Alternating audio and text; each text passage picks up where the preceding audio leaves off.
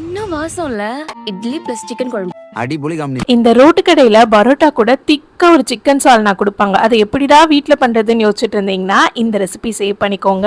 300 gram chicken கூட இஞ்சி பூண்டு விழுது, குழம்பு மிளகாத்தூள், கரம் மசாலா, மல்லித்தூள், மஞ்சத்தூள், உப்பு அண்ட் தயிர் போட்டு மிக்ஸ் பண்ணி அரை மணி நேரம் விட்டுறலாம். இப்போ ப்ரெஷர் குக்கர்ல எண்ணெய் அண்ட் ஸ்பைசஸ் சேர்த்துக்கோங்க.